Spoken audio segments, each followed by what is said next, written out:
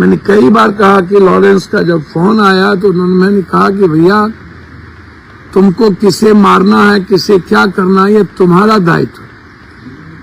कर्मी सेना के अध्यक्ष को जब उन्होंने मारा था तब हम सदन में उठाए थे।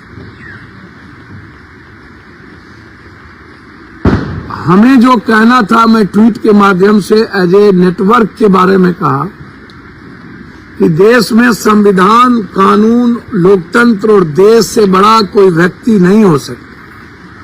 भिंडरवाला के इतिहास को याद करिए, जब देश से बड़ा होने लगा था तो हमारा देश अलगाववाद की ओर चला गया था और देश टूटने लगा था।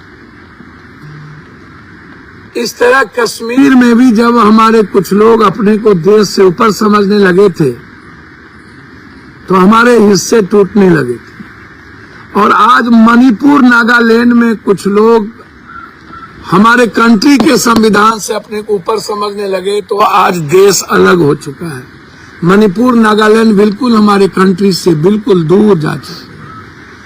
जो लोग हमें गाली देते हैं वो गाली इस देश के पीएम, सीएम और मुख्यमंत्री से क्यों नहीं बात करते कि मणिपुर क्या हमारे देश में है या नहीं।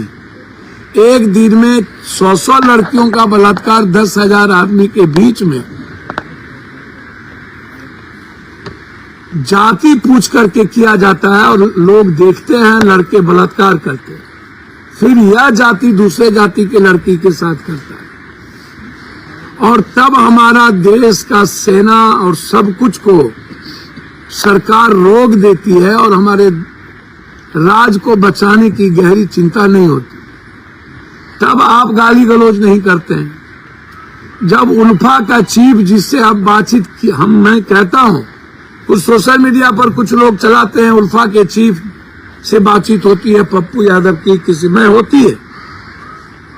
जब उल्फा के चीफ किसी को किडनैप करता है तो मैं जरूर बात करता हूं, बिल्कुल करता हूं और करूंगा। उल्फा के चीफ को अलाउद्दीन के चिराग नहीं है।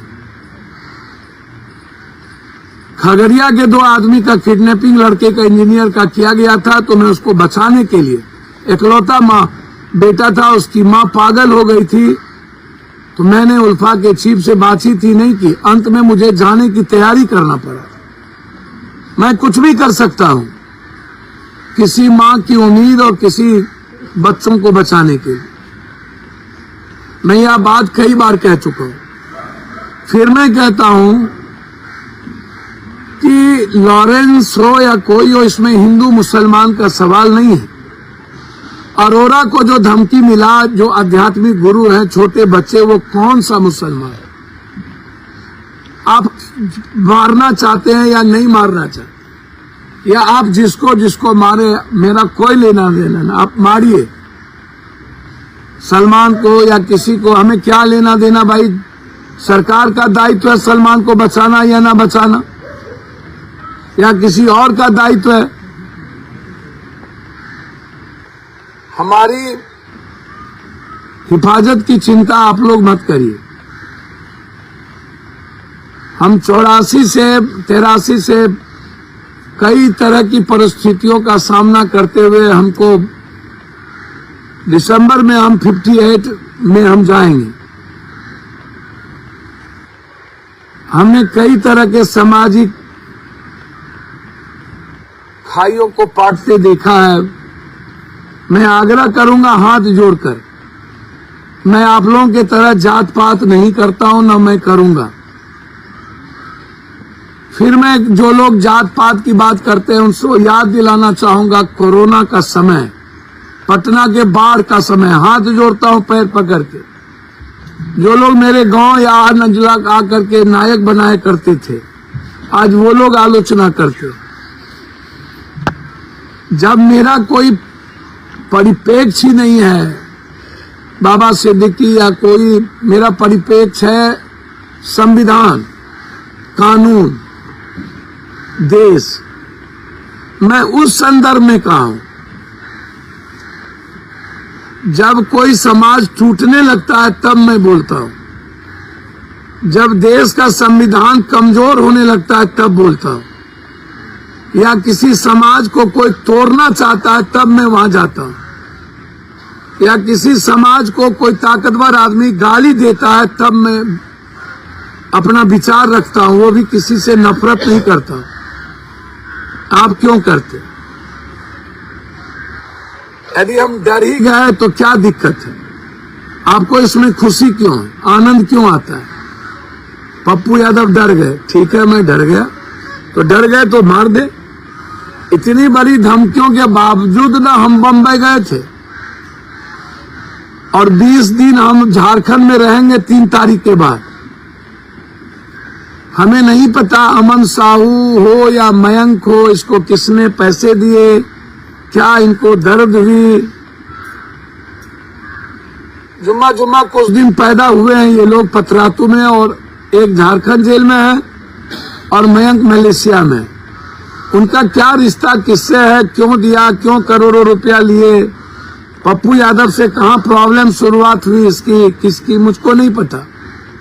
लेकिन मैं बहुत विनम्रता के साथ आग्रह करूंगा कि मेरी निजी लड़ाई, व्यक्तिगत दुश्मनी किसी के साथ नहीं है। मैं वैचारिक बात ट्वीट किया हूं, उसके अलावे मेरा कोई लेना देना नहीं है।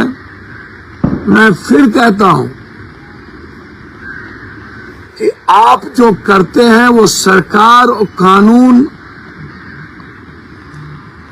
की जिम्मेदारी है, देश के आम नागरिक की सुरक्षा, चाहे वो गरीब हो या कोई आदमी हो, उसकी हिफाजत सरकार की जिम्मेदारी। उसमें मैं सरकार को आईना दिखा सकता हूं, उनके कर्तव्यों को याद दिला सकता हूं, और कुछ नहीं कर सकता। काम करना सरकार को है। न्यायपालिका और विधायपालिका यदि कमजोर हो गई तंत्र, तो समझिए कि ये भारत कमजोर पड़ जाएगा और खत्म हो जाएगा। मेरा आग्रह है कि न्यायपालिका को कमजोर नहीं होना चाहिए, सो मोटो नोटिस लेना चाहिए। जब हर दिन धमकी दिया जा रहा हो कि आज उसको मार देंगे, उसको मार देंगे, और सरकार जब अपने कर्तव्य और दायित्व का निर्वहन नहीं कर रहा हो,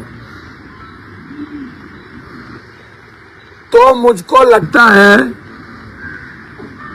कि हमारे पास न्याय व्यवस्था के अलावा कुछ नहीं बचा।